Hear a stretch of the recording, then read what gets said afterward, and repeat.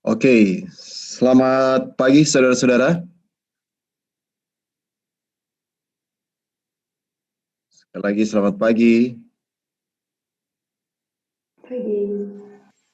Selamat pagi. Bisa bangun pagi ini, puji Tuhan ya. Kita boleh bangun dengan tubuh yang sehat, dan sebelum kita memulaikan aktivitas kita pada pagi hari ini, kita akan mempelajari dari firman Tuhan,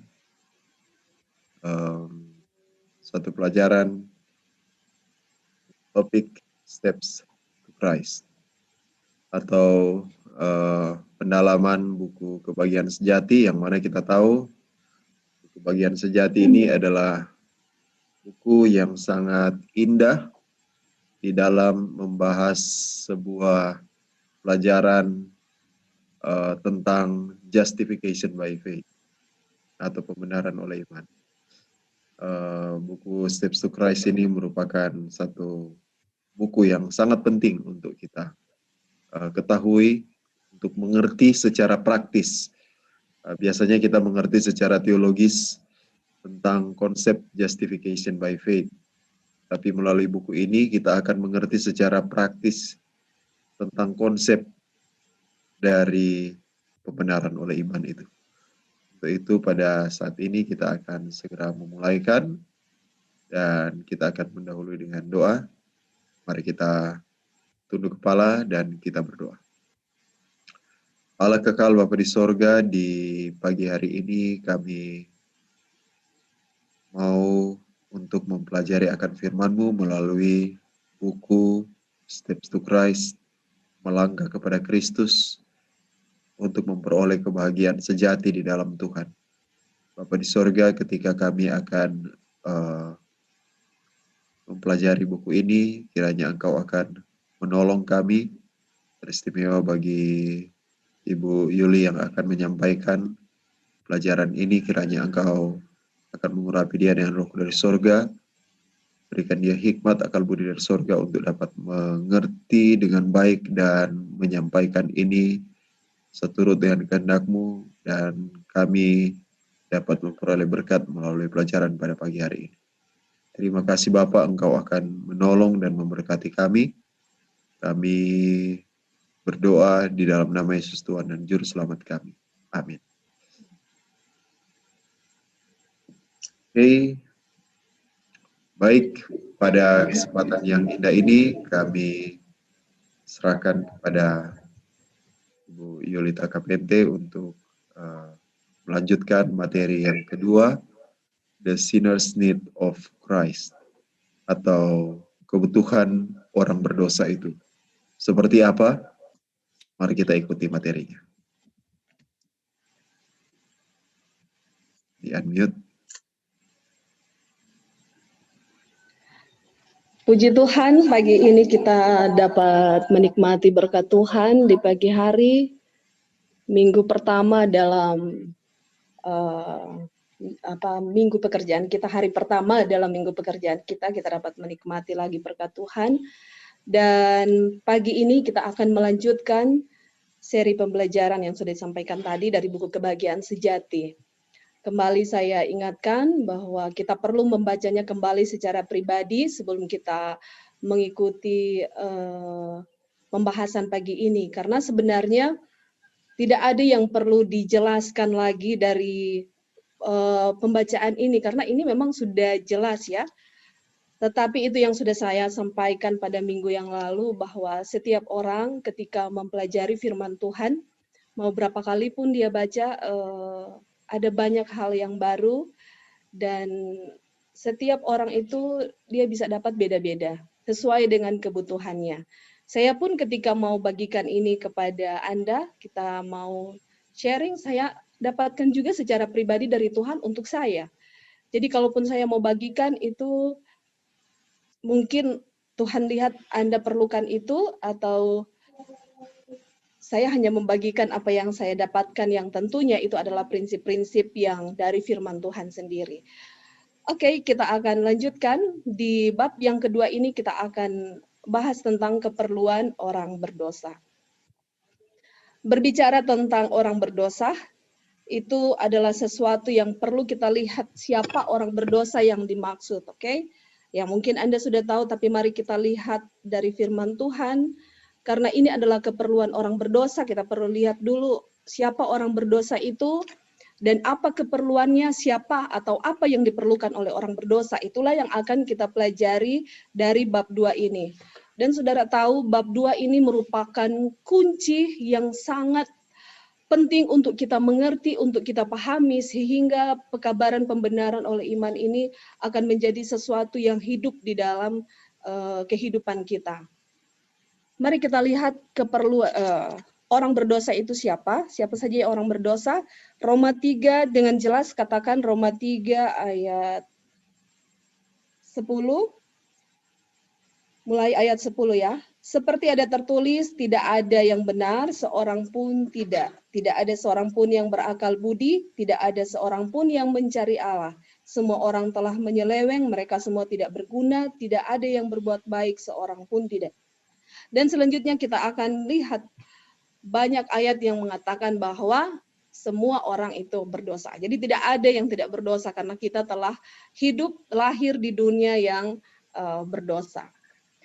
Oke, selanjutnya kita lihat di bab pertama atau di paragraf yang pertama ini, bukan bab pertama, di paragraf yang pertama, jelas dikatakan bahwa ketika Allah menciptakan manusia, manusia itu dikaruniai kuasa berpikir. Ini penting sekali. Kuasa berpikir. Oke? Kuasa berpikirnya seperti apa yang dikaruniakan Allah? Itu adalah kuasa berpikir yang seimbang ya, mulia seimbang. Artinya itu selaras dengan kehendak Allah. Pikiran-pikirannya bersih, maksud-maksudnya pun suci. Motifnya semuanya adalah suci karena memang diciptakan seperti itu. Tetapi pada waktu manusia mendurhaka atau melakukan pelanggaran, kuasa itu berubah. Kuasa berubah dan rasa mementingkan diri mengambil alih tempat kasih itu. Ini poin yang sangat penting untuk kita pelajari bahwa di sini ada disebut kuasa, oke? Kita akan lihat sebentar yang kita kenal dengan kuasa memilih. Kita kan seringkali bilang, oke, Tuhan selamatkan, tapi kuasa memilih itu ada pada kita. Tapi kali ini kita akan lihat bahwa kuasa memilih manusia yang seringkali kita bilang sebenarnya itu telah jatuh di dalam dosa. Lihat, jelas sekali. Kuasa pertama diberikan oleh Allah itu adalah satu kuasa yang mulia seimbang, artinya selaras dan kehendak Allah. Tetapi kemudian kuasa itu katanya apa? Oleh karena mendurhaka, itu berubah. Oke? Itu berubah. Kalau kita tidak mengerti di sini, kita akan terus menekankan kita punya kuasa memilih seolah-olah Tuhan itu tidak campur tangan. Karena kita akan lihat sebentar kuasa memilih yang ada sama kita itu sudah dikuasai oleh dosa. Kemudian dilanjutkan, keadaannya menjadi amat lemah karena pelanggaran sehingga membuat dia tidak mungkin dengan kekuatannya sendiri melawan kuasa kejahatan itu. Ia telah ditawan setan dan akan tetap dikuasainya kalau Tuhan Allah tidak turut campur tangan secara khusus. Sebenarnya paragraf pertama ini telah kalau kita mau bahas lebar itu telah selesai untuk pembahasan dari bab 2 ini. Apa yang diperlukan orang berdosa. Sekalipun selanjutnya ada banyak yang penting, tapi ini sudah selesai. Kenapa? Manusia sudah dikasih tahu, engkau sudah jatuh dalam dosa, keadaanmu menjadi begitu sangat lemah dan sudah dikunci. Tidak mungkin dengan kekuatanmu sendiri engkau dapat melawan kuasa kejahatan. Berkali-kali ada kata kuasa di sini. Itu berarti kita perlu lihat sebenarnya apa itu dosa itu sebenarnya. Oke, kita buka 1 Yohanes 3 ayat 4, kita akan lihat. Untuk kita mengerti, kita sudah terima tadi, kita semua orang berdosa, dan sekarang apa sebenarnya dosa itu? 1 Yohanes 3 ayat 4 katakan,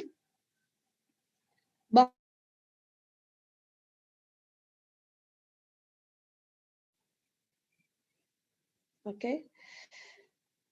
Jadi kita lihat bahwa dosa itu apa? 1 Yohanes 3:4 katakan, setiap orang yang berbuat dosa melanggar juga hukum Allah, sebab dosa ialah pelanggaran hukum Allah. Banyak orang mengerti dosa hanya sebatas saya melanggar, oke saya berdosa. Itu memang benar, firman Tuhan katakan dosa itu melanggar hukum Allah.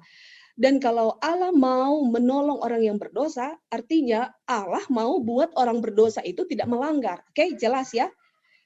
Jadi orang berdosa melanggar hukum Allah, dan kalau Tuhan mau menolong orang berdosa, itu artinya orang berdosa mau dibikin menurut hukum Allah, tidak melanggar. Tetapi ada satu pengertian yang perlu kita pahami tentang dosa itu. Dan saya begitu senang. Mari kita buka Roma 7 ayat 14. Apalagi yang dikatakan oleh Roma 7 ayat 14.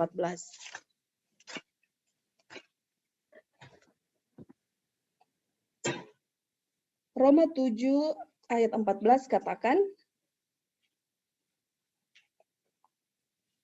sebab kita tahu bahwa hukum Taurat adalah rohani, tetapi aku bersifat daging terjual di bawah kuasa dosa.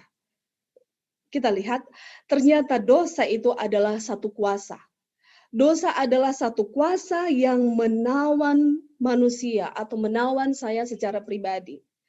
Perhatikan ini baik-baik. Kalau itu adalah satu kuasa, itu kita dapat gambaran bahwa seseorang yang sedang dikuasai oleh satu kekuatan yang memiliki kuasa, bahwa orang ini berarti akan melakukan apapun yang diinginkan oleh penguasa tersebut. Dia tidak punya pilihan untuk melakukan kehendaknya sendiri, karena dia dikuasai oleh seseorang yang lebih kuat dan berkuasa dari dia. Itu bisa kita lihat gambaran waktu bangsa Israel. Mereka ditawan di Mesir. Mereka tidak punya pilihan untuk melakukan kehendak mereka sendiri. Mereka tidak bisa memilih untuk bebas dari Mesir. Mereka tidak bisa untuk melakukan satu kehidupan yang merdeka. Penindasan ada dalam kehidupan mereka setiap hari. Dan inilah kenyataan yang perlu kita pahami, bahwa dosa sedang menguasai kita, atau kita sedang berada di bawah kuasa dosa. Roma 7 ayat 14 katakan, dan kita hanya melakukan apa yang diinginkan oleh dosa itu. Apa yang diperintahkan oleh dosa itu yang kita buat. Makanya di Roma ini katakan bahwa aku melakukan apa yang baik itu, aku mau lakukan tetapi tidak bisa. Apa yang aku lakukan? Ya, coba kita lihat ya di ayat sebelumnya, Roma 7 ayat 14 dan selanjutnya ya. Sebab kita tahu bahwa hukum Taurat adalah rohani, tapi aku bersifat daging terjual di bawah kuasa dosa. Sebab apa yang aku perbuat, aku tidak tahu. Karena bukan apa yang aku kehendaki yang aku perbuat, tetapi apa yang aku benci, itulah yang aku perbuat. Jadi jika aku berbuat apa yang tidak aku kehendaki, aku menyetujui bahwa hukum Taurat itu baik. Kalau demikian, bukan aku lagi yang memperbuatnya, tetapi dosa yang ada di dalam aku. Jadi kita lihat dosa ini adalah satu kuasa yang menguasai kita, dan kita melakukan kehendaknya setiap hari. Apa yang dia inginkan itu yang kita lakukan. Kita tidak punya kebebasan untuk memilih melakukan apa yang saya mau. Dan yang kedua, yang perlu kita perhatikan, karena dosa ini telah menguasai kita, maka kita dan dosa ini telah menjadi satu. Jadi dosa itu telah menyatu di dalam kita, seperti yang dikatakan di paragraf yang pertama, pikiran-pikiran kita ini telah dikuasai oleh dosa, dan rasa mementingkan diri itu mengambil alih tempat kasih. Bab pertama kita telah belajar tentang kasih Allah, di mana ketika kita mau melangkah untuk datang kepada Allah, atau ini lebih, kalau saya lebih senang dengan Allah mau memanggil kita datang lebih dekat dengan dia tarik itu dengan kasih dulu. Karena itu adalah Allah itu sendiri, dan itulah yang telah hilang dari manusia ketika manusia jatuh dalam dosa. Apa yang gantikan? Mementingkan diri. Jadi dosa itu telah menyatu dalam pikiran kita, kita mau ini, mau itu, semua telah dipenuhi dengan dosa. Oke, kita akan lihat nanti di paragraf ketiga, akan lebih spesifik menjelaskan bagaimana dosa itu telah menguasai kita. Oke, selanjutnya kita akan tutup dulu sampai di sini tentang kuasa dosa. Nanti kita akan lanjut itu di paragraf yang ketiga. Saya mau masuk kepada paragraf yang kedua. Ini saya tidak bahas per paragraf, tidak punya waktu kita untuk itu. Tetapi kita hanya akan lihat poin-poin yang penting yang membuat kita bisa mengerti ya tentang apa yang dimaksud oleh Tuhan untuk membenarkan kita dengan iman. Oke.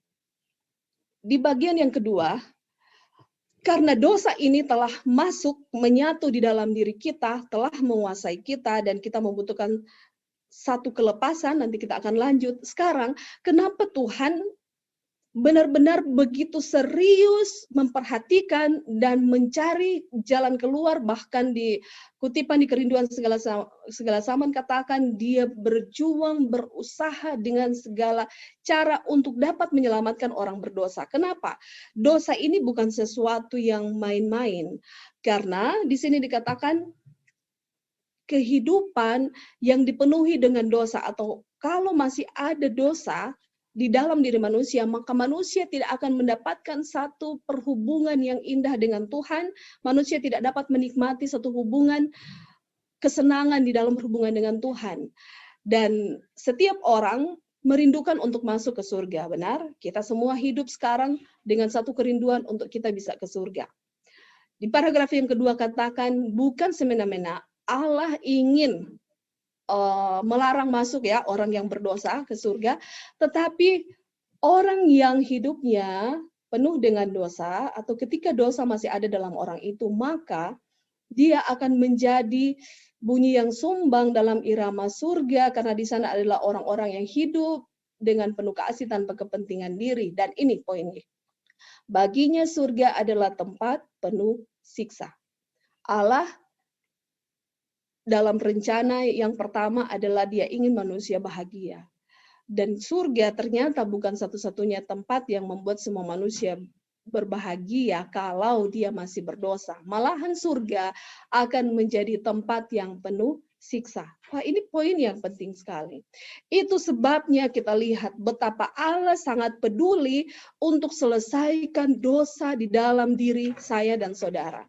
Dia rindu tidak ada lagi dosa di dalam hati kita, dalam kehidupan kita, sehingga kita dapat menikmati kehidupan yang indah, yang bahagia, yang Allah sediakan di surga.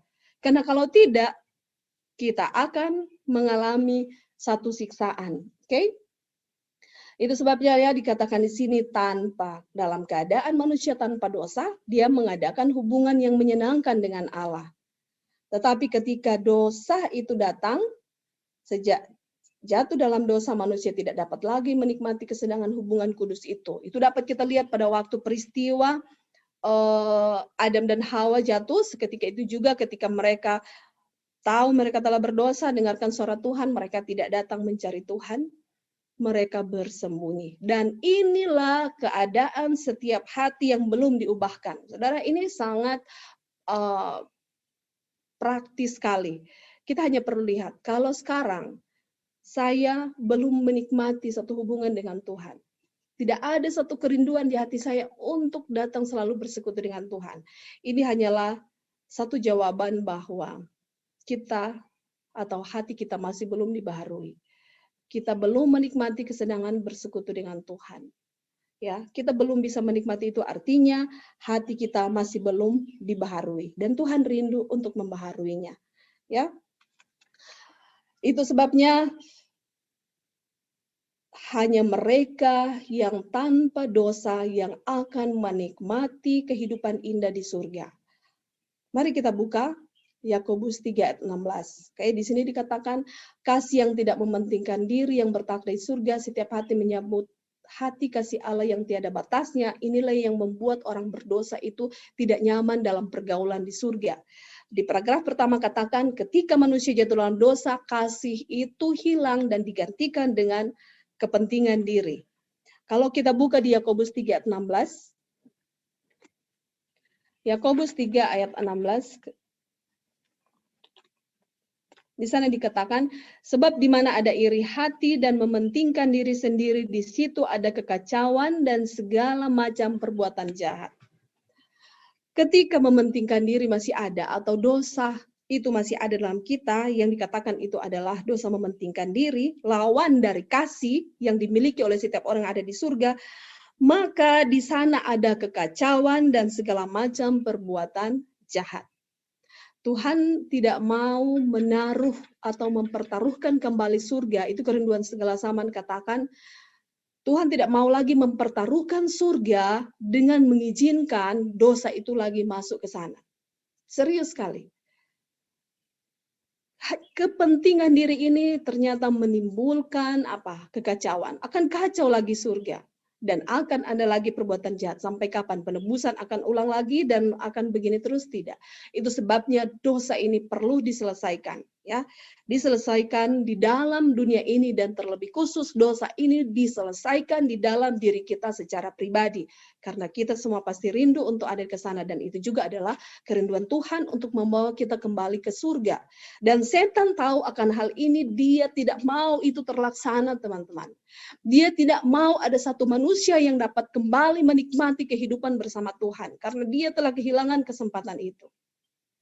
Itu sebabnya dia mau membutakan manusia, dia berusaha keras, berjuang agar rencana Allah di dalam memulihkan dan menyelamatkan manusia ini gagal, tidak terjadi. Oke, Yesus, engkau boleh mati di salib, engkau boleh menunjukkan pengorbanan yang besar, tapi saya akan tetap membutakan manusia.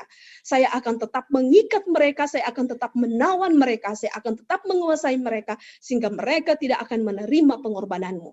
Dan pengorbananmu menjadi sia-sia. Dan itulah yang setan selalu katakan kepada Yesus pada waktu dia berada di Taman Getsemani. Sia-sialah pengorbananmu, manusia tidak akan terima. Jadi kita perlu lihat, di sini ada peperangan yang hebat antara Kristus dan setan, di mana kita terlibat di dalamnya. Ada dua kuasa. Oke? Jadi bisa selesai ya sampai di sini. Saya mau lanjut dulu di paragraf yang kedua. Dan kenapa itu menjadi tempat yang penuh siksa, selain pergaulan di sana adalah pergaulan yang penuh kasih, tidak ada kepentingan diri, ini juga. Di bagian yang terakhir dari paragraf yang kedua dikatakan, bagi mereka kemuliaan Allah akan menjadi bara api yang menyala-nyala. Mereka menyambut kebinasaan supaya mereka dapat terlindung dari wajah Kristus yang telah mati untuk menebus mereka. Orang yang masih ada dosa, ketika diizinkan ke surga, katanya kemuliaan Allah itu akan menjadi bara api bagi mereka. Ibrani 12 ayat 29 katakan bahwa Allah adalah api yang menghanguskan. Yang dia hanguskan itu adalah dosa. Dia tidak pernah menghanguskan sesuatu yang bukan dosa. Itu sebabnya manusia akan dipulihkan di dalam kemuliaan Allah, sehingga ketika bertemu dengan kemuliaan Allah, tidak ada yang perlu ditakutkan. Kita harus menjadi manusia yang tahan api, yaitu mungkin ada pembahasan yang lain. Untuk bisa masuk ke surga, kita harus menjadi manusia-manusia api, karena di sana semuanya api, sungainya dari api. Kalau kita belajar Daniel ya, kursi Allah itu juga dari api yang menyala-nyala, keretanya kereta berapi. Allah juga adalah api yang menghanguskan, Ibrani 12 ayat 29 katakan, itu sebabnya kita akan menjadi manusia-manusia tanah api. Dan kalau kita pelajari ya lebih dalam, kita tidak bahas itu, api itu adalah api kasih Allah. Dan inilah yang Tuhan rindu mau sampaikan kepada kita. Aku rindu membawa engkau pulang ke tempat yang kusediakan, ke rumah surgawi, tetapi ada satu pekerjaan yang harus aku lakukan di dalam dirimu, yaitu selesaikan dosa. Oke, sekarang kita lanjut. Ini yang saya katakan, kita akan bahas banyak di bab yang di paragraf yang ketiga ini. Mustahil, paragraf ketiga, mustahil dengan kekuatan sendiri melarikan diri dari lubang dosa yang di dalamnya kita tenggelam. Ini sebenarnya sambungan dari bab 1 tadi yang kita sudah bahas, bahwa ketika manusia jatuh dalam dosa, kuasa berpikirnya dikuasai oleh dosa, dia melakukan kehendak dosa, dan tidak mungkin dengan kekuatannya sendiri dia dapat melawan kuasa kejahatan. Paragraf 1. Di paragraf yang ketiga katakan lagi, mustahil, tidak mungkin dengan kekuatan sendiri melarikan diri dari lubang dosa yang di dalamnya kita tenggelam. Kata-katanya sangat kuat. Kenapa? Sudah dibilang lubang dosa yang di dalamnya kita tenggelam. Sudah kita masuk di dalam lubang, kita tenggelam lagi ke dalamnya. Seperti ada air dalam dan kita tenggelam. Ini kata-kata yang sebenarnya tidak cukup mampu untuk melukiskan bagaimana kita sebenarnya telah jatuh dan dikuasai oleh dosa. Selanjutnya, kita perlu perhatikan, kalau dibilang tenggelam, sebenarnya kita saya merasa tidak tenggelam, saya baik-baik saja sekarang ada di atas tanah ya, tidak tenggelam. Tapi mari kita lihat, yang dimaksud dengan tenggelam di sini adalah cara berpikir kita. Sama seperti yang sudah dikatakan tadi di paragraf pertama ya. Cara berpikir kita dan lebih tepat lagi hati kita. Ya, selanjutnya dikatakan hati kita jahat, kita tidak bisa mengubahnya. Cara berpikir kita itu, hati kita telah begitu berlawanan dengan kehendak Tuhan. Cara berpikir kita itu adalah cara berpikir setan yang diberikan kepada kita. Dan kerinduan segala zaman katakan manusia binasa, manusia salah mengerti tentang Allah, manusia menjadi salah mengerti tentang Allah, pengertian tentang Allah itu berubah oleh karena cara berpikir setan itu yang dimasukkan kepada kita. Dan itulah yang Tuhan mau untuk rubah, ya. Itu yang sebenarnya dia mau kembalikan, yaitu cara berpikir Allah ke dalam kita, cara berpikir Kristus. Ketika kita katakan tugas Allah adalah mengembalikan peta Allah yang sudah hilang, kita mungkin pikir peta itu peta apa? Itu adalah cara berpikir. Kalau cara berpikir kita rusak, cara berpikir kita berdosa, maka semua tindakan-tindakan kita itu adalah dosa. Itu sebabnya dosa ini telah menguasai hati kita. Dosa telah menguasai hati kita sehingga Tuhan tidak pernah tertipu dengan setiap perbuatan baik yang tampak dari luar. Manusia bisa tertipu. Di sini dikatakan bahwa pendidikan, kebudayaan, penguasaan kehendak, usaha manusia semuanya mempunyai kegunaannya masing-masing. Tetapi di sini semua itu tidak berdaya sama sekali. Apa yang maksudnya di sini tidak berdaya sama sekali? Yaitu semua yang disebutkan di atas mungkin saja menghasilkan tabiat yang amat baik secara lahiriah, namun tidak dapat mengubah hati, tidak dapat membersihkan sumber kehidupan batin itu. Tuhan tidak pernah tertipu dengan perbuatan baik yang kita buat. Terlalu banyak pencitraan yang seringkali kita buat dalam kehidupan kita. Saya berbuat baik, menolong orang, tetapi diselipkan dengan motif yang berdosa. Ingin dapat pujian menjadi orang yang baik, dapat penghargaan. Kita melakukan sesuatu pelayanan, tapi memuji Tuhan contohnya di depan. Tapi diselimuti dengan kesombongan. Itu semua tidak nampak di luar. Kita lihat di sini bahwa pendidikan kebudayaan katanya mungkin usaha manusia bisa ada gunanya masing-masing. Tidak dikatakan bahwa itu semua tidak berguna, ada. Tetapi itu tidak dapat mengubah hati. Itu bisa menghasilkan katanya perbuatan yang amat baik. Satu tabiat yang amat baik tapi secara lahiriah. Kalau kita bisa pakai kata sederhana ini semua topeng ya, pencitraan. Kelihatan baik dan itu bisa berhasil dengan hal-hal tadi di atas. Dengan budaya, kamu ini kan orang yang, mungkin di sini ada orang Jawa ya, saya berapa kali pergi ke beberapa budaya dan saya lihat orang Jawa itu etikanya itu sangat tinggi. Hormati orang tua, bagaimana dengan orang lain, itu sangat tinggi etikanya. Itu bisa menghasilkan satu perbuatan yang amat baik dari luar. Itu tidak salah. Wah, bagus sekali dia kelihatan begitu sopan, begitu santun, tata keramanya sangat tinggi. Ya. Orang yang berpendidikan bisa juga menghasilkan satu perbuatan yang baik ya. Dia akan begitu menahan diri dari melakukan hal yang jahat yang mempermalukan dia karena mungkin orang tuanya ingat, kamu ini sudah sekolah tinggi-tinggi, janganlah begitu kelakuanmu. Kamu harus berubah, jangan sama dengan mereka yang tidak sekolah. Dan ini katanya menghasilkan juga perbuatan yang baik. Usaha-usaha kita, saya tidak boleh bikin ini karena nanti apa yang akan mereka bilang? Saya kan misionaris, kalau mereka tahu saya bikin ini, apa kata dunia? Nanti saya, dan semua itu sebenarnya adalah dosa.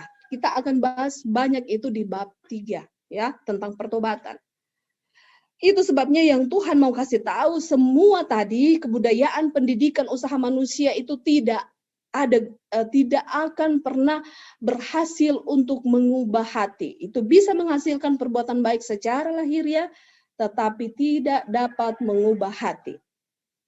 Hati adalah sumber setiap perbuatan kita. Setiap pancaran perbuatan kita itu adalah hati. Ya, hati adalah sumber dari segala perbuatan kehidupan kita. Itu berasal dari hati. Itu sebabnya Tuhan lihat selalu motif kita. Apa yang memotivasi kita untuk lakukan pelayanan ini? Apa yang memotivasi kita melakukan pujian? Apapun itu. Bahkan sampai kita berkhotbah, membagikan firman. Wah, itu semua harus benar-benar dengan satu motif yang disucikan. Dan untuk mengubah hati kita yang jahat, cara berpikir kita yang jahat, yang telah dikuasai dosa, di sini dikatakan harus ada satu kuasa yang bekerja dari dalam, suatu kehidupan baru dari atas sebelum manusia dapat diubahkan dari dosa kepada kekudusan. Kita lihat. Jadi jangan tunggu kita jadi baik dulu baru kita datang kepada Tuhan karena kita takut kalau saya datang berdosa Tuhan tolak. Tidak ada. Itu tipuan. Di sini dikatakan tidak ada manusia yang bisa diubahkan dari dosa sebelum ada satu kuasa yang bekerja dari dalam. Kenapa harus bekerja dari dalam? Ya karena memang dosa itu ada di dalam diri kita. Itu tidak ada di luar.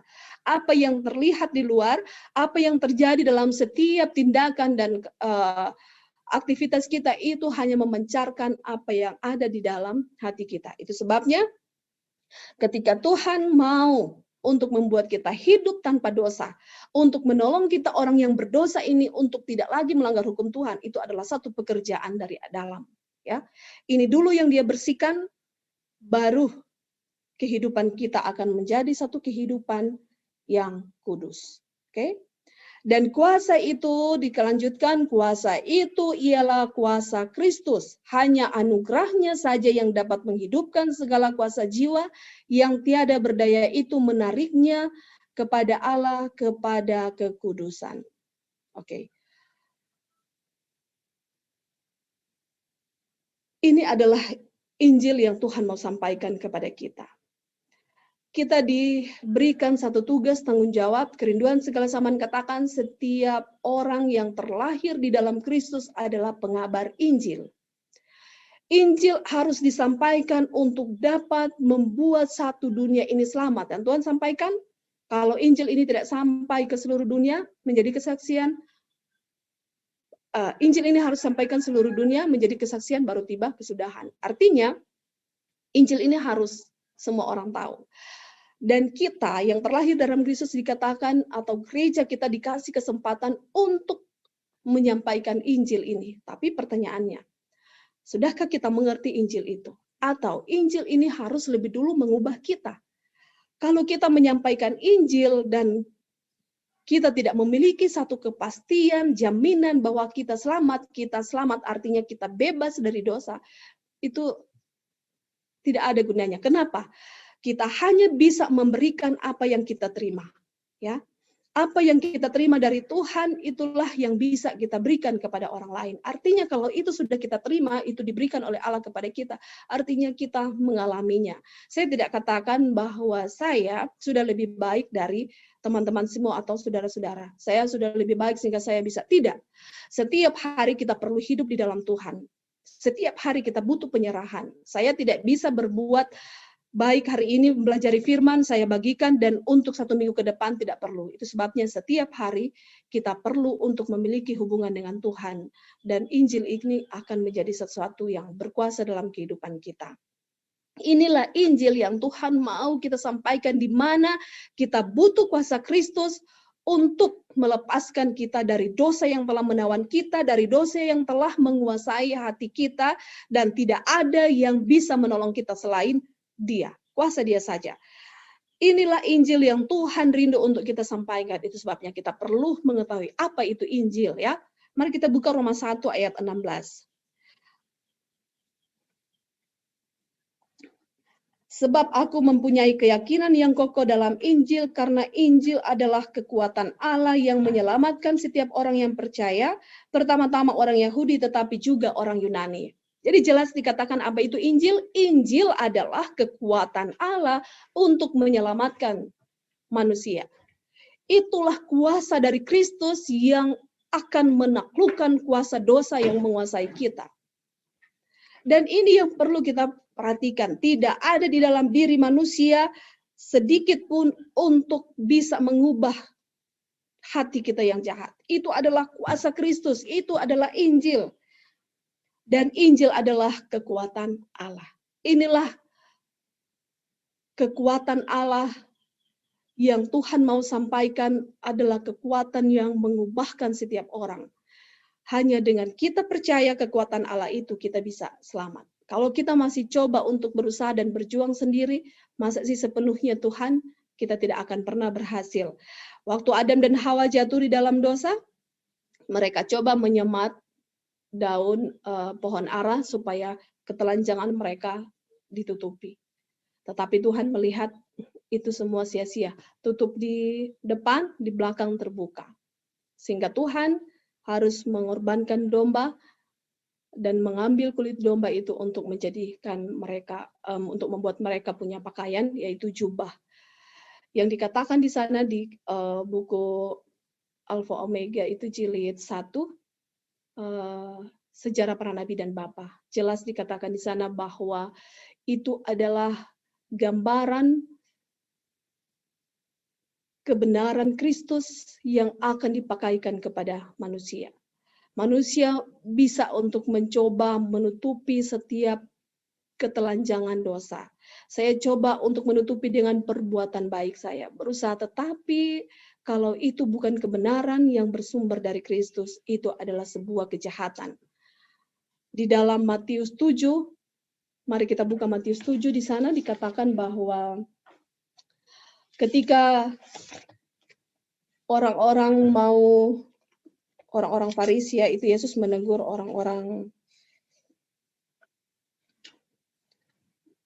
Matius 7 ayat 21, kita tidak akan baca dari atas ya, ini tentang nabi-nabi palsu dikatakan. Ayat 21 sampai 23. Bukan setiap orang yang berseru kepadaku Tuhan, Tuhan akan masuk ke dalam kerajaan surga, melainkan dia yang melakukan kehendak Bapakku yang di surga.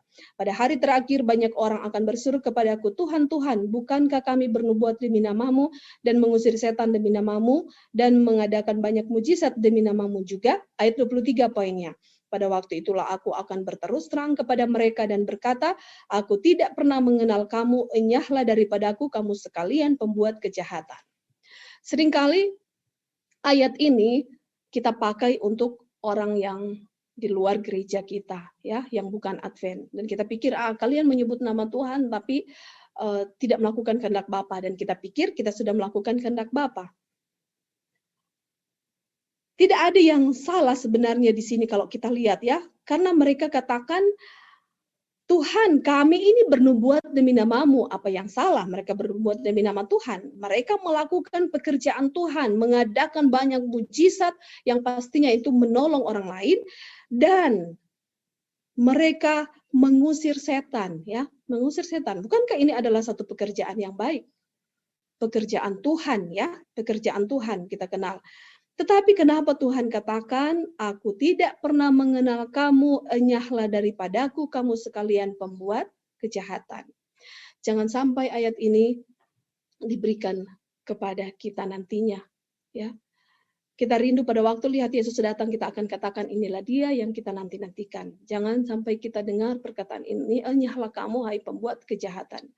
Jangan sampai kita berpikir sedang melakukan pekerjaan Tuhan sekarang ini, tapi sebenarnya di mata Tuhan itu adalah sebuah kejahatan. Kenapa? Karena semua perbuatan baik yang mungkin kita lakukan, karena Tuhan melihat hati kita sebenarnya masih diisi dengan segala kepentingan diri. Ingin dapat pujian, ingin dapat penghargaan, ingin diakui, masih mencari nama, ingin dapatkan banyak lagi. Kepentingan diri semua adalah bermotif kepada diri. Itu sebabnya kita akan belajar lanjut di bab selanjutnya, bagaimana kehidupan orang yang hidup dengan iman. Ya, segala sesuatu hanya untuk kemuliaan Tuhan. Oke. Selanjutnya kita lihat bahwa sebagaimana Allah mengutus Musa untuk melepaskan bangsa Israel, maka Allah yang sama juga mengutus Yesus untuk bisa lepaskan kita dari dosa. Mari kita buka dalam Keluaran 3. Ini menarik sekali, saya sangat senang karena ada poin yang penting di sana.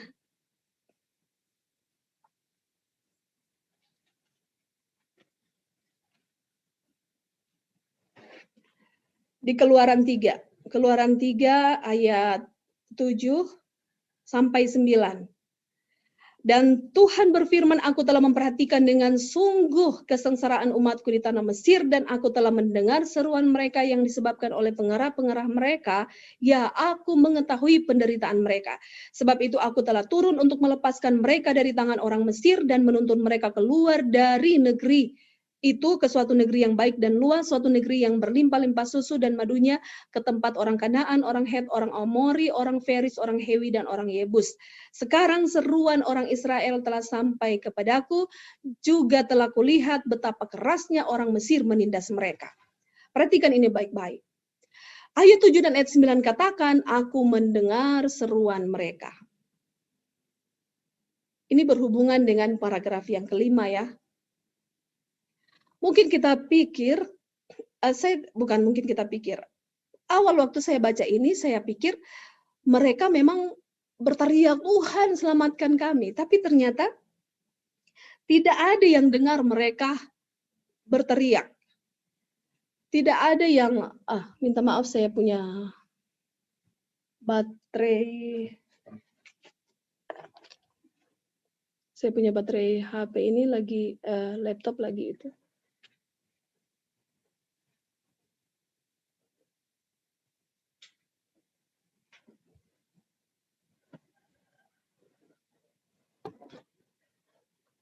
Saya tadi colok tapi tidak nyalain dia punya listrik. Oke, kita lanjut. Tidak ada yang dengar bahwa mereka berteriak ya, atau mereka berseru. Tetapi di sini katakan Tuhan mendengar seruan mereka yang disebabkan oleh pengarah-pengarah mereka. Kita dapat mengerti ini ketika kita boleh melihat satu peristiwa tentang orang gila di Gadara. Orang gila di Gadara, kalau kita lihat atau kita baca, pernahkah dia berseru meminta pertolongan Tuhan? Tidak, tidak ada. Tetapi Yesus harus menyeberangi danau Galilea untuk supaya tiba di seberang untuk menyelamatkan orang gila di Gadara ini. Dan dikatakan di dalam pena inspirasi, Allah mendengar jeritan hatinya. Ada satu tempat di dalam diri manusia yang seberdosa apapun dia, sejahat apapun dia, seburuk apapun dia, kita lihat keadaannya, bahkan dia orang gila yang begitu dirasuki setan. Ada satu tempat di dalam hatinya, yaitu tempat berdiamnya roh Allah, dan itulah yang berbicara meminta pertolongan dari Juru Selamat, dari Yesus. Dan itu juga yang dimiliki oleh orang Israel. Mereka tidak sadar bahwa ada satu oknum pribadi yang ada di dalam diri mereka yang sedang berteriak meminta kelepasan dari penindasan, dan itu hanya bisa didengar oleh Tuhan. Jeritan hati orang gila di Gadara itu tidak diketahui oleh dirinya sendiri, bahkan tidak diketahui oleh orang di sekitarnya, hanya Tuhan yang tahu jeritan hatinya. Ini sesuatu yang luar biasa buat saya secara pribadi. Itu sebabnya kita akan lihat ini nanti lebih jelas di bab 3, bagaimana dikatakan pertobatan seseorang. Mungkin kita lihat hari ini dia bertobat, dan dia sadar, orang lain lihat dia baru hari itu dia bertobat. Tetapi waktu dari orang itu bertobat itu adalah sesuatu waktu yang lama prosesnya, dari satu bujukan, dari satu permohonan yang dilakukan oleh Roh Kudus di dalam diri orang itu. Dan ini adalah kabar baik buat kita semua. Ini adalah pengharapan bagi dunia. Ternyata tidak ada satu manusia yang ditinggalkan oleh Allah dalam keadaannya yang berdosa. Di dalam kondisi orang yang berdosa, Roma 3 katakan tadi, tidak ada yang mencari Allah. Seorang pun tidak. Ini penting sekali untuk kita mengerti. Sama seperti Adam dan Hawa ketika mereka jatuh dalam dosa, mereka keluar, mereka bersembunyi, mereka tidak mau bertemu dengan Tuhan, mereka tidak bisa lagi menikmati kesedangan berhubungan dengan Tuhan. Maka keadaan itu juga yang sebenarnya terjadi di dalam kehidupan kita, bahwa kita yang berdosa, hati kita yang telah dikuasai dosa ini tidak pernah membuat kita, tidak akan membuat kita mencari Tuhan. Kalaupun kita bisa datang menikmati hubungan dengan Tuhan, itu hanyalah Tuhan yang menarik kita. Itu adalah pekerjaan dari Dia yang ada di dalam diri kita, yang sedang menarik kita, ya. Karena hati kita ini juga adalah taktanya yang sebenarnya telah dirampok dan telah dikuasai oleh setan. Tapi dia tidak menyerah. Dia mau untuk ambil alih itu kembali. Luar biasa. Kita tidak ditinggalkan tanpa pengharapan. Dialah yang kita perlukan. Mari kita lihat selanjutnya. Di bagian yang keempat ini dikatakan bahwa jika seorang pikiran yang mengatakan bahwa satu-satunya yang perlu dipertumbuhkan ialah yang baik yang memang sudah ada dalam diri manusia secara alamiah adalah merupakan satu pikiran yang sesat dan amat berbahaya. Saya pernah membaca buku ya dari motivator, walaupun tidak banyak, hanya 1-2. Bagus sekali, positive thinking itu sangat bagus. Tetapi di nomor 8 katakan, sia-sialah impian-impian manusia akan kemajuan segala usaha meninggikan diri jika mereka melupakan satu-satunya sumber pengharapan dan pertolongan bagi umat manusia yang telah jatuh ke dalam dosa. Boleh jadi kita termotivasi dengan perkataan-perkataan mereka, nasihat-nasihat mereka, bahkan pengalaman hidup. Tetapi yang amat berbahaya adalah ketika kita menerima bahwa oke, memang saya punya kelebihan-kelebihan, saya punya sesuatu yang baik yang harus dipertumbuhkan dari dalam diri saya. Dan yang paragraf ke-8 katakan kita melupakan satu-satunya sumber pertolongan dan pengharapan hidup manusia. Itu semua akan menjadi sangat berbahaya ketika hanya diri kita yang diangkat, diri kita, engkau punya kelebihan, engkau harus berusaha, engkau harus melihat sisi positif dan semuanya. Tetapi kita melupakan sumber pertolongan kita. Itu yang akan menjadi sangat berbahaya. Kita sedang berjuang, berusaha dengan kekuatan sendiri untuk mencapai capaian-capaian yang baik dalam kehidupan kita. Dan kita melupakan Tuhan satu-satunya penolong dalam kehidupan kita. Itu sangat berbahaya, Tuhan katakan. Oke? Selanjutnya, di paragraf yang ke-5, Rasul Paulus, dia diterangi dengan kebenaran itu dan dia melihat bahwa hukum Allah itu adalah baik, hukum Taurat itu adalah kudus, dan perintah itu juga kudus, benar, dan baik. Kita lihat bahwa orang yang berdosa atau dosa itu adalah pelanggaran terhadap hukum Allah. Dan Rasul Paulus melihat hukum itu adalah kudus, benar, dan baik. Dan kemudian dia melihat ke dalam dirinya sebagai manusia, dia mendapati satu keadaan di mana dia tidak bisa untuk apa? Untuk mengikuti hukum itu. Dia melihat dia ada di bawah kuasa dosa. Dia terjual di bawah kuasa dosa, dia bersifat daging, dan dia apa? Dalam jeritan jiwa yang pedih dan dengan rasa putus asa dia katakan itu, aku manusia apa?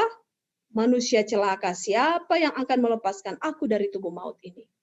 Dia melihat kekudusan hukum itu, kekudusan hukum Tuhan itu, perintah itu, dan dia melihat bahwa dia tidak bisa melakukan apapun. Dia tidak bisa mengikuti tuntutan dari hukum itu, dan dia katakan, aku manusia celaka. Tetapi di sini dikatakan, ada jawaban bagi setiap orang yang merasakan ini, yaitu apa? Lihatlah anak domba Allah yang menghapus dosa dunia.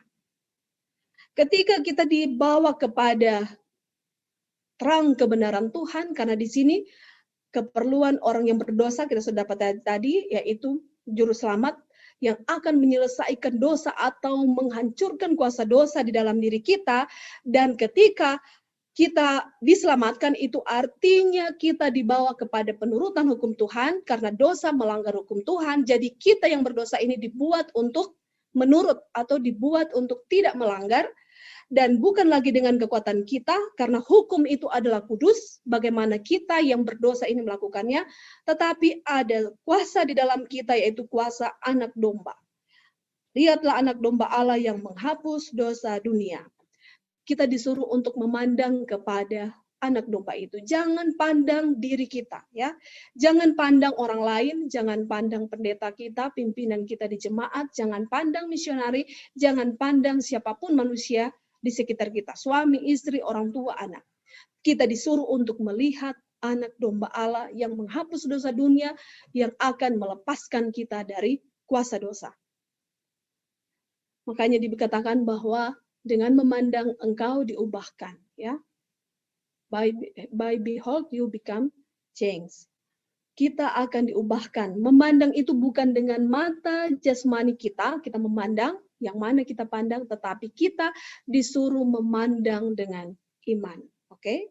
Dengan iman. Memandang itu artinya pemikiran kita dileburkan di dalam pemikiran Kristus, ya.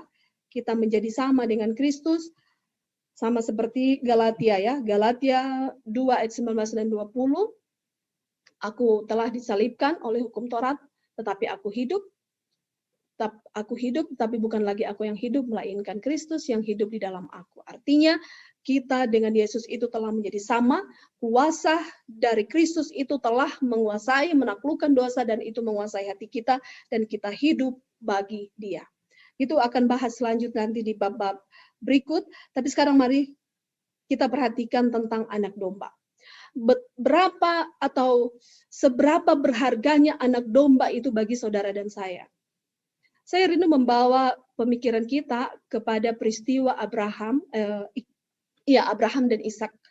Ketika Abraham mau persembahkan Ishak, ini satu cerita yang sangat menarik dan begitu menguatkan saya ketika saya membacanya. Bisa baca ya di buku Sejarah Para Nabi dan Bapa. Ishak adalah anak yang diberikan oleh Allah dan begitu dikasihi oleh Abraham.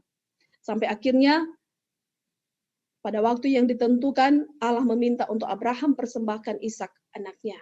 Ishak dibawa oleh Abraham naik ke Gunung Moria. Ada kayu yang di pundak Ishak. Kemudian di tangan Abraham ada pisau dan ada obor. Ya, ini gambaran Yesus yang menaiki gunung salib Golgota dengan kayu salib di pundaknya. Dan Abraham juga bawa kayu bakar. Dalam perjalanan Ishak bertanya, "Bapa, di manakah domba yang akan dikorbankan?" Apa yang Abraham katakan? Allah akan menyediakan. Perhatikan baik-baik. Allah akan menyediakan. Sampai akhirnya di puncak Moria, Abraham harus sampaikan kepada Ishak bahwa dialah yang akan dikorbankan. Allah meminta dia dikorbankan. Ishak tidak melawan, dia telah diajar menurut dari sejak kecil dan memahami pengorbanan Allah, dan dia menguatkan bapaknya untuk melaksanakan itu. Kutipan katakan dari pena inspirasi, pelukan yang terakhir diberikan Abraham kepada Ishak. Air mata terakhir keluar dari Abraham maupun Ishak. Mereka berpelukan dan saling menangis oleh karena mereka akan terpisah. Suatu perasaan yang hanya bisa dimengerti oleh kita mungkin yang sudah punya anak. Tapi itulah yang mereka alami saat itu. Mereka berpelukan dan siap untuk Abraham dipersembahkan, dibunuh. Tetapi pada waktu Abraham mau angkat pisau dan mau untuk menusuk Ishak, ada suara yang katakan, "Jangan engkau lakukan itu. Aku sudah mengetahui imanmu dan lihat, Tuhan telah menyediakan ada anak domba di belukar." Perhatikan baik-baik. Betapa berharganya anak domba saat itu bagi bagi Abraham. Dia yang tadinya telah dipenuhi dengan pergumulan sejak permintaan Tuhan yang dia dengar, yang hanya dia sendiri yang rasakan. Dan bagaimana sakitnya dia harus membunuh anaknya Ishak. Sekarang Allah memberikan dia, menyuruh dia untuk melihat ada anak domba yang akan gantikan Ishak. Betapa berharganya anak domba saat itu bagi Abraham. Betapa berharganya anak domba yang menggantikan Ishak. Seberapa berharganya anak domba bagi saudara dan saya saat ini dalam kehidupan kita. Seberapa berharganya anak domba itu kita pikirkan dalam kehidupan kita setiap hari. Kalau bukan karena anak domba yang disembelih itu, Kitalah yang harus mati. Dia menggantikan posisi kita, di mana kita harus mati, tapi dia yang gantikan. Makanya dalam setiap dosa, dalam setiap hati manusia yang mengerti akan ketidakberdayaan dirinya, jawaban Tuhan adalah, lihatlah anak domba Allah yang menghapus dosa dunia. Tidak ada satu dosa yang tidak dapat diselesaikan oleh Tuhan di dalam dirimu. Sebesar apapun atau sekecil dosa apapun yang engkau miliki, tetap kita membutuhkan juru selamat. Kita tidak bisa, saudara. Bahkan yang paling berbahaya itu adalah dosa kecil yang mungkin tersembunyi begitu dalam, rapi, dan sesuatu yang sangat kita sayangi. Tuhan mau menyelesaikan itu. Tanpa dosa, kita akan dibawa ke surga. Bukankah itu kabar baik? Dan dia tidak menyuruh kita untuk melaksanakan pekerjaan ini. Dia hanya mau untuk melakukannya dalam kita, dan dia hanya mau meminta kita terima apa yang dia mau kerjakan. Oke, kita tidak disuruh lakukan apa-apa karena dia tahu kita tidak bisa. Dia menyelesaikannya, itu sebabnya di atas kayu salib dia katakan sudah selesai. Ya. Sekarang kita buka Kolose 1. Ada satu rahasia Injil. Tadi kita tuh sudah pelajari tentang Injil itu, Roma 1 ayat 16 katakan itu adalah kekuatan Allah untuk menyelamatkan kita. Tidak ada kekuatan yang lain. Kekuatan Allah satu-satunya yang dapat menyelamatkan kita, dan itu adalah Injil yang harus kita sampaikan, ya. Dan kemudian ada rahasia Injil yang Tuhan mau sampaikan kepada kita. Mari kita buka Kolose 1 ayat 26 dan 27. Ini rahasia Injil, ya. Ayat 26 dan 27, yaitu rahasia yang tersembunyi dari abad ke abad dan dari turunan ke turunan, tetapi yang sekarang dinyatakan kepada orang-orang kudusnya. Kepada mereka Allah mau memberitahukan betapa kaya dan mulianya rahasia itu di antara bangsa-bangsa lain, yaitu Kristus ada di tengah-tengah kamu, Kristus yang adalah pengharapan akan kemuliaan. Kalau dalam bahasa King James Version, di sana dikatakan Christ in you. Kristus ada di dalam kamu. Ini rahasia Injil itu. Ada Kristus yang hidup di dalam kita, yang mau mengerjakan segala kebenarannya. Mari kita buka Filipi. Filipi 1 ayat 9 sampai 11. Dan inilah doaku, semoga kasihmu makin melimpah dalam pengetahuan yang benar dan dalam segala macam pengertian, sehingga kamu dapat memilih apa yang baik, supaya kamu suci dan tak bercacat menjelang hari Kristus, penuh dengan buah kebenaran yang dikerjakan oleh Yesus Kristus untuk memuliakan dan memuji Allah. Siapa yang akan mengerjakan buah kebenaran itu? Yesus Kristus. Kristus ada di dalam kamu, itu rahasia Injil. Christ in you, dia ada di dalam kamu untuk mengerjakan kebenarannya. Kabar baik, saudara. Kabar baik. Sebenarnya ini membuat kita merdeka. Injil itu membuat kita merdeka. Kita sebenarnya hanya perlu untuk menerima kabar baik ini dan percaya, dan kebenaran itu akan menjadi bagian kita. Nanti kita akan lihat selanjutnya bagaimana supaya ini terus dalam kehidupan kita. Oke? Ada satu cerita tentang Yakub. Kalau di paragraf 6, Yakub pernah berada pada satu kondisi di mana ketika dia menipu Esau, dia terpisah dari keluarganya, dari ibu yang dia kasihi, dan satu tekanan dosa dia rasakan, dia merasa terbuang, dia pikirannya merisaukan jiwanya, dia rasa takut, dan dia rasa bahwa dosanya telah memisahkan dia dari Allah, dan surga telah meninggalkan dia. Satu tekanan yang ditimbulkan oleh karena perbuatan dosa yang dia buat. Dia merasa terbuang, sendiri, terpisah, bahkan dia pikir surga telah meninggalkan dia. Dan pada waktu dia membaringkan diri beristirahat di atas tanah, dengan atap langit, ya, kita tidak baca semua, lalu dia melihat apa? Dalam mimpi dia melihat ada anak tangga yang menuju ke langit, sampai ke pintu gerbang surga. Dan di atasnya para malaikat Allah turun naik, sementara dari kemuliaan yang dari atas, suara Allah kedengaran di dalam satu pesan penghiburan dan pengharapan. Demikianlah dinyatakan kepada Yakub pemenuhan kebutuhan dan kerinduan jiwanya, kerinduan akan seorang juru selamat. Saya tidak tahu Anda sekarang sedang dalam pergumulan apa. Tapi Tuhan menyampaikan, ketika kita berada pada satu tekanan dosa, kita sedang melakukan satu perbuatan dosa, yang kita pikir Allah sedang meninggalkan kita. Kita pikir kita telah terpisah dari Tuhan. Kabar baik diberikan, Allah mau menjembatani jembatan yang telah memisahkan kita dengan Tuhan. Dia mau memberikan kita pengharapan. Dia mau untuk mengambil kembali kita yang telah terpisah. Dia mau untuk bersatu lagi dengan kita. Dia tidak tinggalkan kita. Kerinduan seorang juru selamat itu adalah keselamatan dari setiap jiwa. Kita mungkin berada dalam satu tekanan tanpa pengharapan, tapi janji ini adalah untuk kita. Bahwa Dia memberikan kita satu kelepasan, Dia mau untuk menyelamatkan kita, Dia tahu kita ini adalah anak yang perlu Dia selamatkan. Lebih daripada kerinduan seorang tua untuk kebaikan, kebahagiaan, dan keselamatan anaknya. Karena untuk kebahagiaanlah Dia telah menciptakan kita.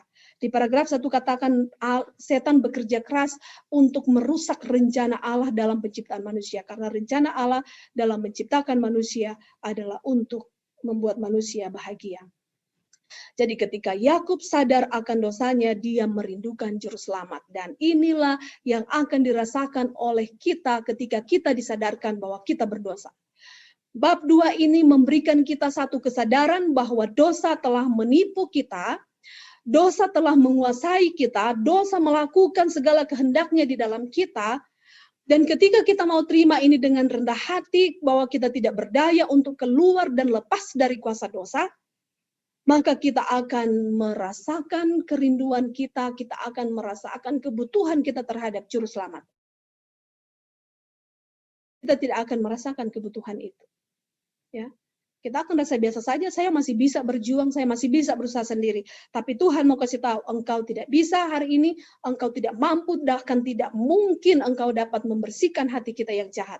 Tetapi Allah telah mengirim anaknya untuk itu. Ada jalan keluar yang diberikan oleh Allah, yaitu Yesus satu-satunya yang boleh menyelamatkan kita dan membebaskan kita dari kuasa dosa.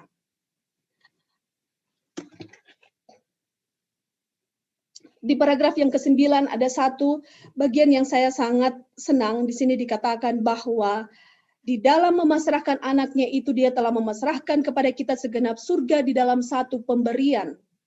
Kehidupan juru selamat dan kematian serta pengantaraannya, pelayanan malaikat-malaikat, roh yang memohonkan Allah Bapa bekerja di atas dengan segala perkara. Perhatian yang tiada putus-putusnya dari makhluk-makhluk surga, semuanya dikerahkan demi penebusan umat manusia. Bapa, Yesus, Roh Kudus, malaikat, bahkan seluruh makhluk surga dikatakan dikerahkan demi penebusan umat manusia. Bukankah ini suatu kabar baik yang diberikan kepada kita? Segenap isi surga dikerahkan untuk penebusan kita. Lalu bagaimana kita di dunia ini kayak santai-santai saja, tidak peduli. Seluruh surga berusaha supaya kita selamat, supaya kita lepas bebas dari kuasa dosa. Tapi kita santai saja, kita tidak menaruh pemikiran yang terfokus. Kita telah mengisi pemikiran kita dengan segala kesibukan dunia, atau mungkin dengan segala tuntutan-tuntutan hidup yang menguras segala waktu pemikiran kita, sehingga kita lupa untuk memikirkan bahwa surga, seluruh surga itu bekerja untuk penebusan kita. Bukan hanya penebusan yang kita lihat di salib Golgota yang sudah selesai di tahun 31, tapi itu masih terus berlanjut sampai sekarang karena dosa itu belum selesai di dalam diri saya. Dan itu sebabnya seluruh surga itu masih terus bekerja untuk saya secara pribadi, untuk selesaikan dosa yang ada di dalam diri saya. Dan kalau ini ada dalam pemikiran kita, maka tentunya ini akan menimbulkan satu hati yang penuh kasih, yang kalau kita pelajari di bab yang pertama, pemikiran akan pengorbanan dari Yesus akan menaklukkan hati kita. Itu sebabnya kita membutuhkan pemikiran ini terus dalam kehidupan kita. Kalau Allah adalah Allah yang berkuasa, yang satu-satunya yang sanggup membebaskan kita dari dosa, kenapa susah sekali dan kita bebas dari dosa ya? Kita bertanya, kenapa susah? Saya harusnya sudah bebas. Karena dia berkuasa dan itu dia mau sekali untuk lakukan. Lalu kenapa saya masih berdosa? Allah adalah kasih di bagian 10. Kasih itu tidak pernah memaksa. Satu-satunya yang bisa kita buat adalah menolak dia. Manusia punya power of choice, seringkali kita dengar ya. Nanti kita akan lihat itu di bab selanjutnya. Lalu di mana kuasa memilih? Tuhan bisa selamatkan saya, tapi kalau saya tidak memilih dia, kita pikir ketika kita memilih Tuhan, itu adalah pilihan dari kita. Tidak. Mari kita buka di dalam Roma 7 ayat 18.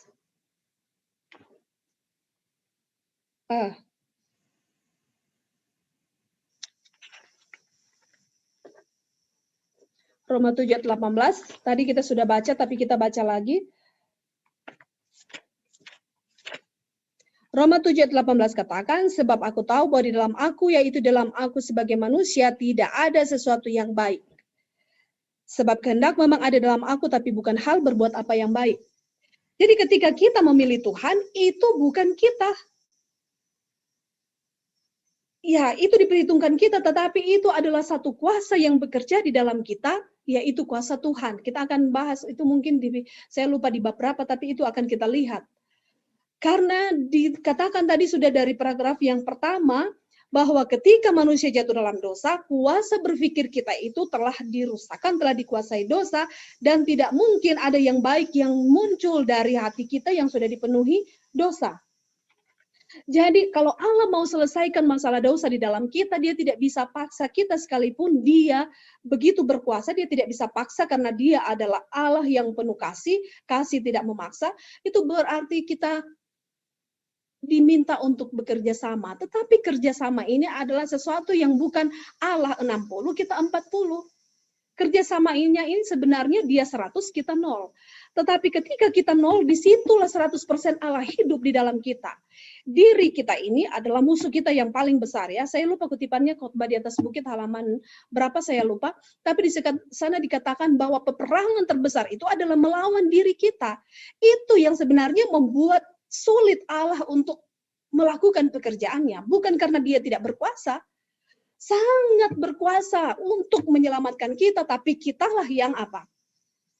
Yang tidak mau. Karena diri kita ini adalah lawan kita, tidak mungkin kita melawan diri kita sendiri. Diri kita ini harus mati seperti Galatia 2 ayat 19 sampai 20 katakan, aku telah mati disalibkan oleh hukum Taurat, tapi aku hidup, tapi bukan lagi aku yang hidup, melainkan Kristus. Artinya kehidupan saya bukan lagi kehidupan saya sendiri, tapi adalah kehidupan Kristus. Dan itu hanya akan dapat terjadi kalau saya mati. Makanya dibilang saya disalibkan. Disalibkan adalah satu kematian yang tidak bisa saya buat sendiri. Contohnya, pada waktu saya disalibkan begini ya, Yesus, saya bisa paku. Lambang kematian di sini disalibkan ya, kita disalibkan. Aku disalibkan ya, Rasul Paulus bilang. Saya bisa paku tangan kiri saya, tapi tangan kanan saya siapa yang harus paku? Nggak bisa, saya nggak bisa paku lagi tangan kiri saya. Saya bisa paku kaki saya, tapi tangan ini. Itu sebabnya ya tangan saya masih suka dengan dosa. Saya tidak bisa membunuh diri saya sendiri ya, tidak boleh bunuh diri. Saya tidak bisa melawan diri saya yang adalah musuh besar. Saya tidak bisa melawan, saya tidak bisa buat diri saya mati. Saya akan begitu senang dan menjaga hati saya. Tetapi kabar baiknya adalah itu bisa dibuat oleh hukum Taurat. Hukum Taurat dibawa, yang tadi kita sudah bahas, dibawa kepada satu kekudusan di mana Rasul Paulus lihat itu adalah kudus, perintah itu adalah kudus, itu adalah roh, dan saya ini terjual di bawah kuasa dosa. Saya tidak bisa. Standar kebenaran itu adalah turut itu hukum. Kita mau ke surga, ini standar kebenarannya, hukum Tuhan. Tidak boleh berkurang sedikit pun dari hukum Tuhan itu. Kalau kita mau mencoba menurunkan standar hukum itu, kita perlu melihat dosa yang dibuat oleh Adam dan Hawa. Mereka hanya makan buah, tapi itu menyebabkan kematian. Kita perlu melihat bagaimana hukum itu tidak bisa diubah dengan melihat salib. Kalau itu bisa dirubah, tidak perlu ada salib. Tapi kita melihat di sana, hukum itu adalah satu standar yang tinggi yang harus kita capai, tetapi bukan dengan kekuatan kita, itu adalah dengan kekuatan Tuhan. Dia tidak bisa memaksa, dia membutuhkan kerelaan hati kita, penerimaan kita. Jadi kalaupun kita memilih dia, itu adalah sama dengan apa yang dia kerjakan. Itu bukan power of choice yang kita miliki, yang saya memilih yang baik. Tidak. Tadi dikatakan tidak ada yang baik. Kita hanya bisa melakukan kejahatan. Kalaupun kita memilih hanya menolak dia. Tapi kalau kita terima dia, itulah hasil pekerjaan kuasa yang ada di dalam kita. Oke. Hari ini sudah dikasih tahu kepada kita bahwa keperluan orang berdosa itu adalah juru selamat. Kristus mau menyelamatkan kita yang berdosa ini. Dia tidak tinggalkan kita, dia mau untuk menyelamatkan kita, bukan selamat hanya sekedar kita, oke, saya mau ke surga, tapi selamat itu harus kita rasakan dulu di dunia itu, yaitu kita terbebas dari dosa. Dosa telah menekan, menindas, dan menawan kita. Dosa telah membuat kita melakukan kehendaknya dalam kehidupan kita, apapun itu. Tetapi Tuhan mau selamatkan kita. Dia mau lepaskan kita dari kuasa dosa. Dia memiliki kuasa yang lebih besar, yang tidak dapat kita mengerti, tidak dapat kita pahami, tapi itu adalah kuasa salib. Kuasa kasih, di mana Injil, saya mau tutup, kalau Injil tadi kita katakan, kita baca Roma 1:16, itu adalah kekuatan Allah yang menyelamatkan. Apa itu kekuatan Allah yang menyelamatkan? Kita tutup dengan ayat ini, 1 Korintus 1:18. Sebab 1 Korintus 1:18, sebab pemberitaan tentang salib memang adalah kebodohan bagi mereka yang akan binasa. Tetapi bagi kita yang diselamatkan, pemberitaan itu adalah kekuatan Allah. Kekuatan Allah untuk menyelamatkan kita itu adalah Injil dan itu adalah salib. Seberapa besar kita memiliki waktu untuk merenungkan salib, tapi Tuhan katakan dalam pena inspirasi, kiranya mulut kita, pemikiran kita, angan-angan hati kita adalah memikirkan pengorbanan dia. Itu adalah pikiran yang akan menaklukkan kita kepada kehendak Allah. Puji Tuhan untuk firman-Nya pagi ini, kiranya dapat menguatkan kita semua. Kalau ada dari Anda yang ingin membagikan, saya persilakan, karena saya percaya kita semua bisa mendapatkan masing-masing dari Tuhan sesuai dengan kebutuhan kita. Ya, saya kembalikan.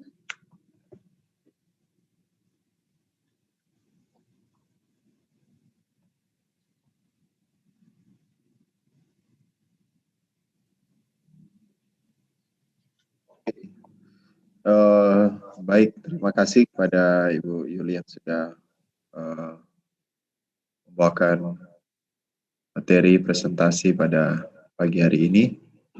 Dan pada saat ini kami memberikan kesempatan kepada saudara-saudara apabila ada yang mau untuk memberikan respons atau pertanyaan, bisa lewat kolom chat, bisa juga lewat bertanya secara langsung dengan mengaktifkan mikrofon.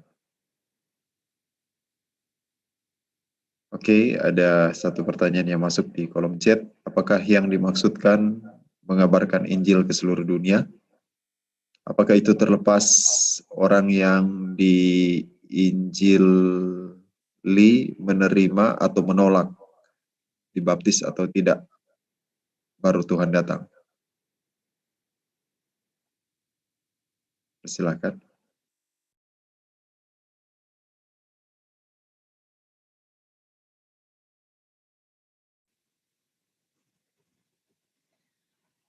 Yang saya pahami,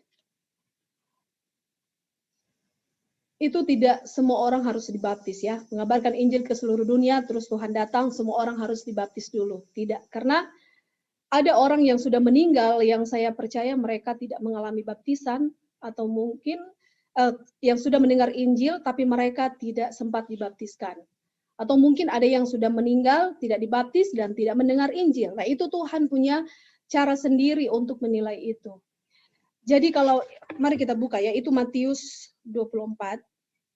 Jadi kalau Injil itu disampaikan ke seluruh bumi, barulah tiba kesudahan, itu artinya yang dipastikan di pihak Tuhan itu adalah semua sudah mengetahui kabar baik pengorbanan bahwa mereka telah diselamatkan. Itu yang Tuhan mau. Yang bisa manusia buat adalah dia tolak. Ya, dia tolak. Kalau dia terima, kita sudah bahas tadi, itu adalah satu pekerjaan dari Tuhan, karena di dalam Yohanes, mari kita buka. Yang dimaksud dengan percaya itu adalah sama dengan menerima.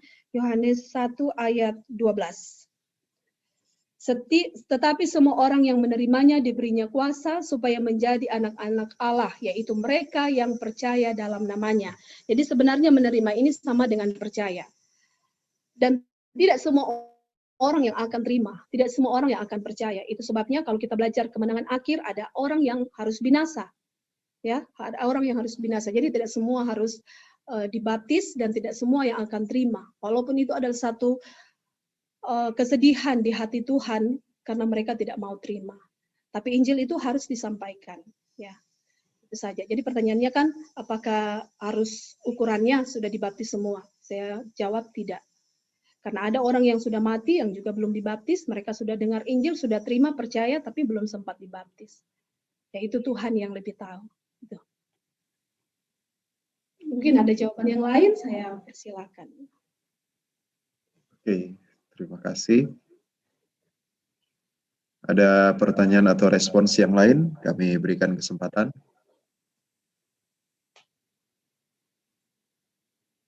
Ya, boleh kasih masukan? Ya, silakan. silakan. Jadi mengenai apakah harus dibaptis baru selamat, itu tidak. Karena mari kita lihat ketika Yesus mati, ya mungkin cerita ini kita tahu semua. Ada dua orang yang berdosa di sebelah kiri kanan Yesus, dan salah satu mengatakan kepada Yesus, jika engkau sudah ada di sana, ingatlah aku, atau bagaimana kalimat pastinya, tapi paling tidak ada salah satu yang Yesus katakan kepada Yesus katakan kepada salah satu orang yang di sisi yang disalibnya, salah satu sisi yang disalibnya, bahwa saat ini juga kamu sudah bersama-sama dengan aku di Firdaus. Itu dia tanpa melalui baptisan. Dan kita yakini orang tersebut juga akan diselamatkan. Jadi baptisan itu tidak mutlak jika dalam keadaan-keadaan tertentu. Tidak mutlak untuk keadaan tertentu. Terima kasih. Ya, terima kasih untuk tambahannya. Oke, ada respons yang lain mungkin dari pelajaran pada pagi hari ini. Kami berikan kesempatan sebelum kita akan berdoa.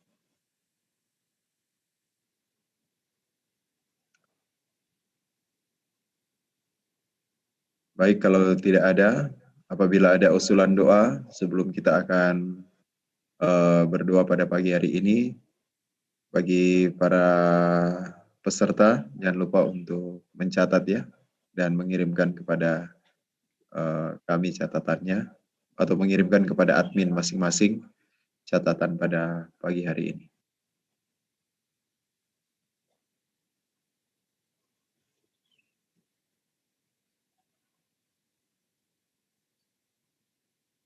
Ada? Oke, baik. Kalau tidak ada, kita akan berdoa. Kita akan mendengarkan instrumen yang akan mengantar kita untuk doa tutup pada pagi hari ini.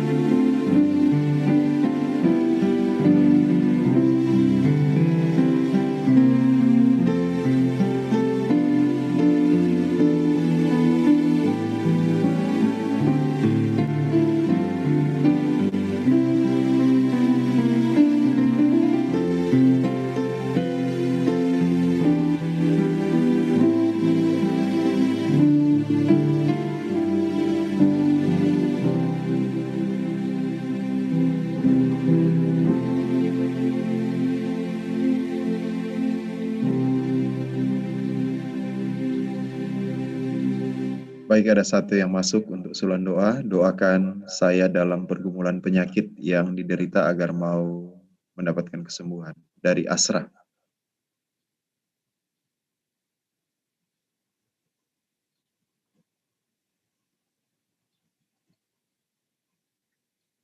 Asra Sugianto. Ya.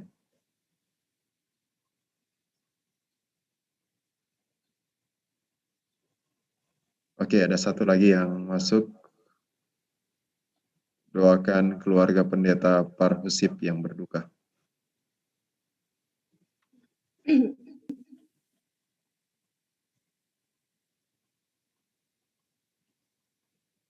Oke.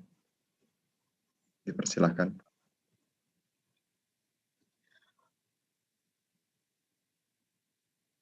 Mari kita satu dalam doa. Bapa yang baik, kami bersyukur Engkau tidak pernah henti-hentinya menyampaikan kabar baik kepada kami. Kami bersyukur untuk kerinduan Tuhan yang selalu diberikan kepada kami, supaya kami tahu Tuhan rindu untuk menyelamatkan kami. Terima kasih untuk semuanya Tuhan. Firman-Mu pagi ini kiranya dapat memberikan satu hati yang baru kepada kami. Satu kehidupan yang baru, satu pemikiran yang baru, teristimewa satu tindakan, tabiat yang baru dalam kehidupan kami. Kami membutuhkan semua itu Tuhan, dan terima kasih karena Tuhan mau sadarkan kami. Terima kasih untuk anak domba Allah yang telah mati bagi kami, menggantikan posisi kami orang-orang yang berdosa. Suatu anugerah terbesar dalam kehidupan kami telah diberikan oleh surga. Biarlah Roh Kudus dapat menolong kami untuk menghargai setiap pemberian surga dalam kehidupan kami setiap hari. Dan terima kasih untuk semuanya Tuhan, tidak ada kata-kata yang mampu untuk dikembalikan bagi semua kebaikan Tuhan. Tapi biarlah hati kami dapat ditarik hari demi hari setiap saat. Berkati semua kami yang mendengarkan pagi ini dalam pergumulan masing-masing, tapi hamba-Mu berdoa khusus untuk Asra yang sedang bergumul dengan penyakitnya saat ini. Tuhan, itu adalah akibat dari dosa. Penderitaan kami alami, sakit penyakit kami alami, tapi janji-Mu Tuhan, Engkau tidak pernah meninggalkan kami. Dalam setiap pergumulan kami hadapi, kami rasakan Engkau ada. Engkau akan memberikan jalan keluar. Bahkan hamba-Mu memohon dengan segala kerendahan hati, biarlah setiap perawatan, usaha yang dilakukan keluarga untuk kesembuhannya, dapat Engkau berkati menjadi perpanjangan tangan Tuhan. Kami percaya Yesus yang pernah melakukan mujizat kesembuhan 4.000 tahun yang lalu, Yesus yang sama, yang melakukan kesembuhan bagi kami saat ini. Yesus yang sama yang masih terus mau rindu untuk membuat kami bahagia. Dan berkatilah Asra bersama dengan keluarganya. Berkati juga Bapa untuk pendeta keluarga, pendeta Parhusip yang mengalami duka.